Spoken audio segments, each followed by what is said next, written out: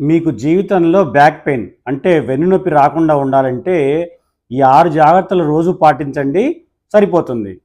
మొదటగా కుర్చీలో కూర్చునేటప్పుడు స్ట్రైట్‌గా కుర్చీకి ఆనుకొని కూర్చోండి. అంతేగాని ఇలా వంగి కూర్చోవద్దు. రెండోది ఎప్పుడైనా 30 మినిట్స్ కన్నా ఎక్కువ కాన్స్టెంట్ కుర్చీలో కూర్చోవద్దు. జస్ట్ అలా లేచి ఒక నిమిషం వాక్ చేసొచ్చి మళ్ళీ కూర్చోండి. లేదంటే వెన్నుపూస మీద ఒత్తిడి పడుతుంది.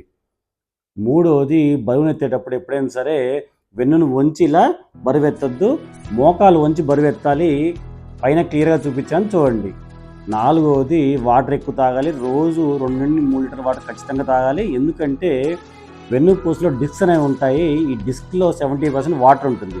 ఈ డిస్క్‌లు మెత్తగా ఉండి వెన్నుపూసని కాపాడుతూ ఉంటాయి. ఎప్పుడైతే వాటర్ తగ్గుతుందో ఇవి గట్టిగా చిన్నగా అయిపోయి వెన్నుపూస ఒత్తిడి పడుతుంది. డిస్క్ ప్రాబ్లమ్స్ వస్తాయి. ఐదోది బోన్స్ వెన్నుపూస స్ట్రాంగ్గా ఉండాలంటే విటమిన్ డి అవసరం. అందుకే డైలీ ఉదయం 8-10 మధ్య 15-20 నిమిషాలు సన్లైట్లో ఉండండి, సరిపోతుంది. ఆరోది పడుకునేటప్పుడు ఒకవైపు తిరిగి పండుకోండి.